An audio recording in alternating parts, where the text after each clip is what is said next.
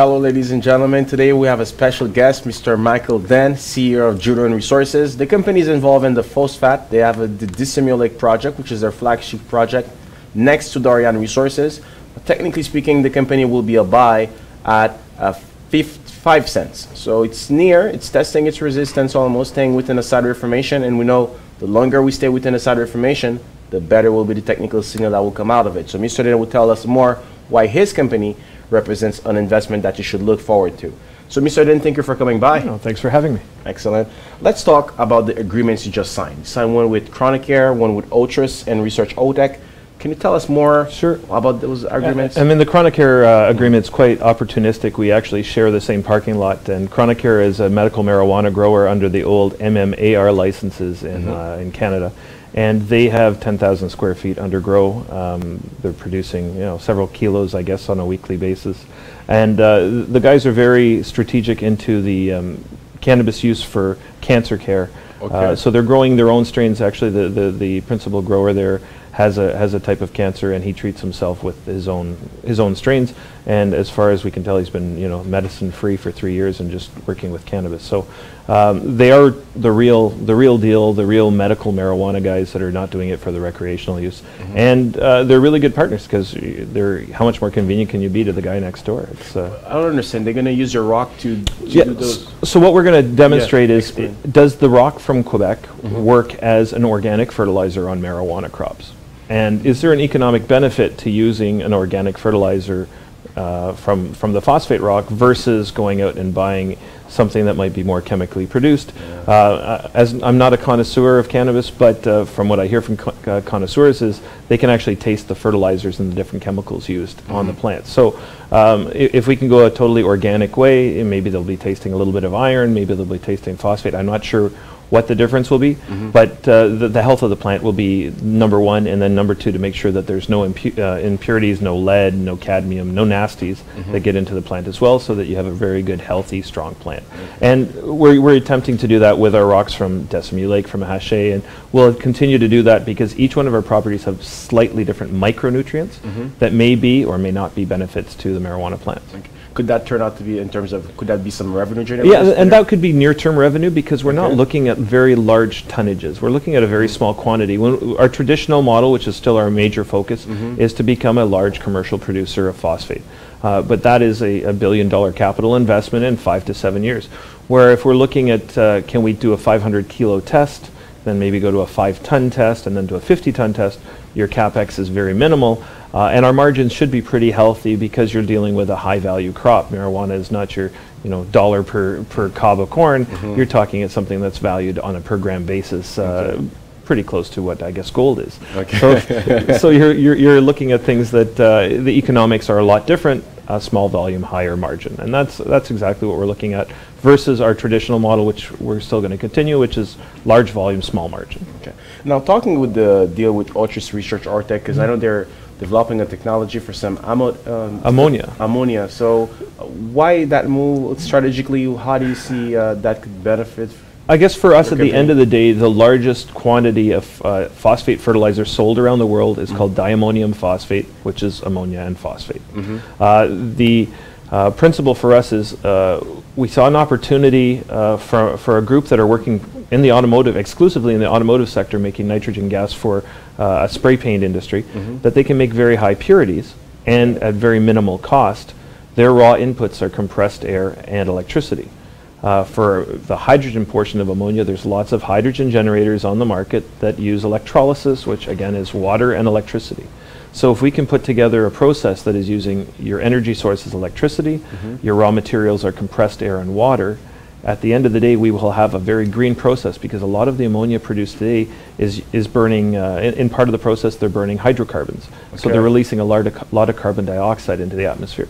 By using, and this is a Quebec solution too. When you look at it, electricity in Quebec is primarily hydroelectricity. So you're getting green energy, renewable air, renewable water to make ammonia. So you're looking at something that potentially is a very big breakthrough on a commercial scale, and the next step will be now make it safe, make it portable, have it at every co-op store. Every farmer will come with his tanker, fill up, and then directly apply it. versus having bigger tankers deliver it or bigger plants deliver it. So have a sort of a local solution as opposed to a big regional. Then the next step after that would be, can we make these large enough that they are commercially competitive with the urea, which is the next step after ammonia to make a pelletized fertilizer of nitrogen. Does it cost more? Oh, those plants are quite big, and there's one being built in Bécancour right now by IFCO. IFCO is one of the largest fertilizer companies of India, and they have teamed up with La Co-op, and they're going to be putting in a plant. I think they're close to having all their permits in place now for that. So you know, we have someone, and we have a decent relationship with IFCO as well, and we've looked. Before they even started their planning in Canada, we've been working with them to try to see how Jourdan can participate with them. Because at the end of the day, if they have extra ammonia, mixing it with our phosphate rock, that's an opportunity for us as well.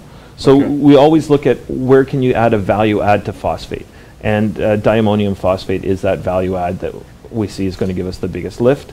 And it keeps us close to home. We don't have to go overseas for it. And it's a domestic product. Somebody else puts the capex in for ammonia, great. Otherwise, we've got our own technology that we're developing. And if that's commercialized, we'd like to keep it for ourselves for fertilizer.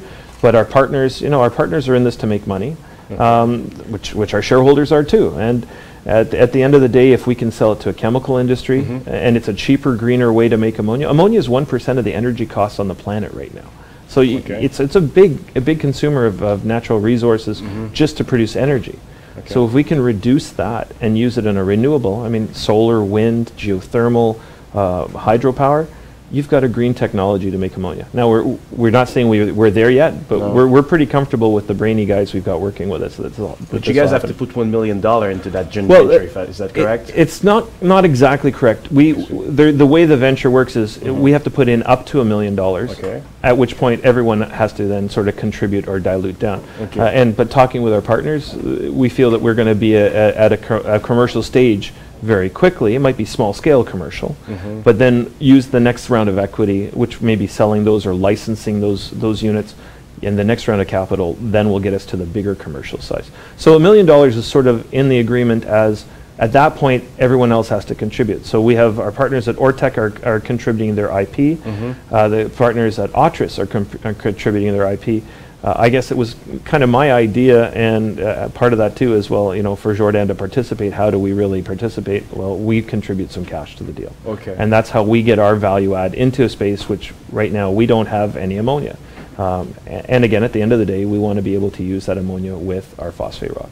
So is that going to be your focus to actually develop that technology that actually, if it proves to be scalable in a commercial scale, can actually open yourself to limitless possibilities? Absolutely. Are you going to focus on that instead of drilling to actually increase your resources? And look, at the end of the day, it's whatever makes shareholders the most money is what you're going to do. So shareholder value is what I'm here to do, and whatever gives them the best kick is what we'll do. Is there a better opportunity once you get to that point that you spin it off and it becomes a separate entity and you dividend shares back to your shareholders? Why not? You keep, then Jourdan becomes a pure phosphate play again, and you continue on with your drilling, and you should have some equity from that transaction that gives you the money to do the next $6 million, $7 million, whatever you need to advance the project to a commercial scale in Quebec.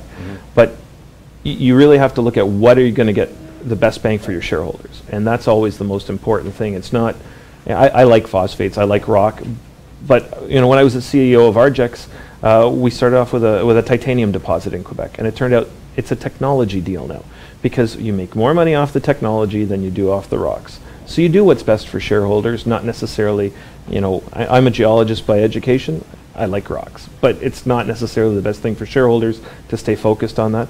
Again, with marijuana, right now, it's a very good hype. We are able to partner with a marijuana grower. Not a lot of companies have that opportunity, and it gives us a little bit of panache in the market. We help out our guys next door. We help out our shareholders, make a little money along the way. It's great. But at the end of the day, is that going to be $1 billion market? Probably not. Whereas if we're selling commercial fertilizer, that could be $1 billion. You sell ammonia, that could be $1 billion. But near-term cash flow, neither one of the ammonia or commercial large-scale phosphate is cash flow tomorrow. Well, we could be selling crushed rock as an organic fertilizer to the marijuana growers tomorrow. It's that easy, right? So it's a balancing act. So you guys actually in the last interview you said that junior companies, you guys didn't have a lot of equity, actually, a lot of cash, and actually seem to find a solution to actually allow you to go over that. We work a lot with partnerships, and that sort of spreads the risk and spreads the capital costs. I mean, instead of buying IP, they're earning. We're partnering in, and at the end of the day, we're essentially equal partners in this joint venture. So it didn't cost us to get that IP. It didn't cost us for the brainy guys at Ortec. It's going to cost us, though, to put everything together and build the next box. And that's where the cost is that we're contributing to.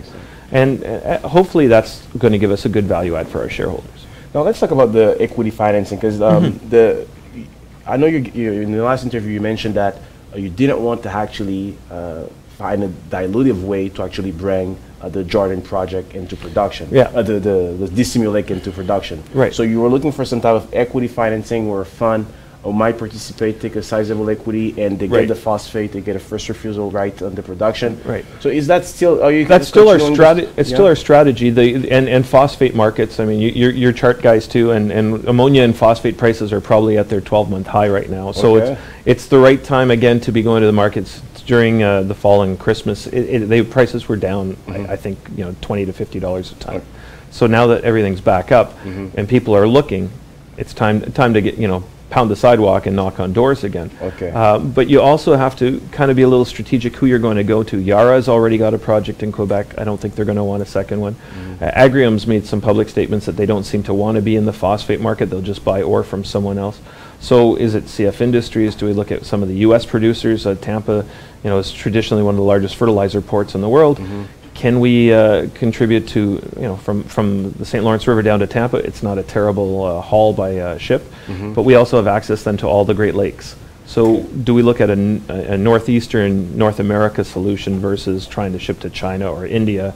India is the largest consumer, but that's a long way to ship something, whereas shipping something to our neighbors to the south has a lot more common sense sort of benefits to it on economics. I think so.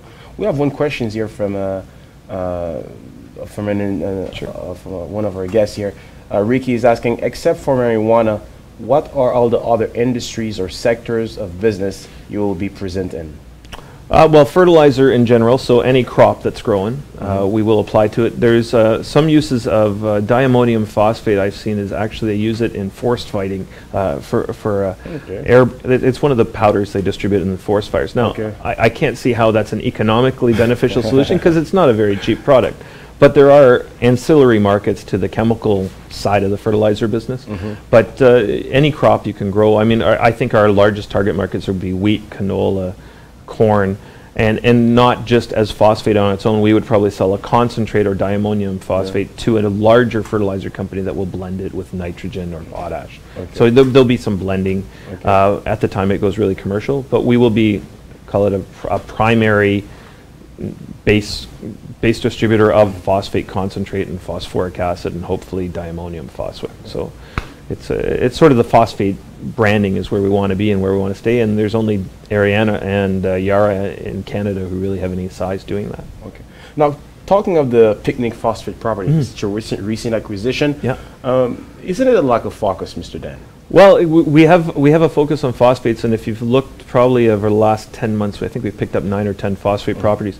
And this property is actually attractive to us mostly on logistics. I mean, if we look at the rocks essentially being equal on any of our properties, Port Cartier, there's a port, there's a Trans-Canada Highway, and we're within 20 kilometers of the city. So logistically, we don't have 100 kilometers of logging roads to deal with. We're right at the port. You're not competing at that port as much as you would be at Sept-Îles or maybe Baie-Comeau, where you've already got a lot of the big guys. Like ArcelorMittal, I think, is almost exclusive. Plus, there's a lot of peat moss is shipped out of Port Cartier. I was amazed to see how many peat moss growers there are in Port Cartier, and it's a business. It sort of almost fits in with what we're doing. It's the horticulture, the fertilizer, the nutrients. So, I'm hoping we'll make some new friends in the peat moss business in Port Cartier as well. But it really fits our strategy of consolidation from Saguenay to Sept-Îles in the Grenville, which is the package of rocks we're looking at phosphate-rich rocks.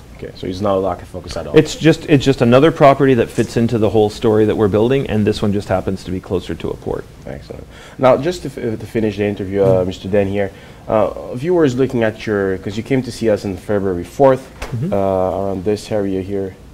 If I look at February 4th, it was around here. Yeah. So actually the stock performed well. Now we're still staying flat within a sideways formation. Now for potential investors who's looking at your company, is looking at this sideways formation right now, what would you tell them to convince them that your company should be an investment they should consider? Well, I think if you look at the stand news flow we've been putting out, I don't think there's anything negative we put out. If anything, it's more positive than anyone else is really putting out in the market. We're sticking to our base, which is fertilizer, and we're growing. I mean, I think over the last 12 months, we've probably done more than most companies have in the last 2 or 3 years. So we take as little capital as we have available, but stretch it out as far as it'll go. And I think that'll drive a lot of value. I mean, the markets are not great for junior stocks in general, but when they recover, who's going to be the ones recovering? The ones who've been active, not the ones who've been sitting around doing nothing. So I think that's where the value proposition is. We are working, we are moving steadily forward, and we're stretching that dollar out further than anyone else really is. So hopefully that's a good investment reason to come into Jourdan. Thanks. So I wish you guys all good luck, and never hesitate to come by to see us again. Thanks very much for your time. Thanks a lot. A pleasure.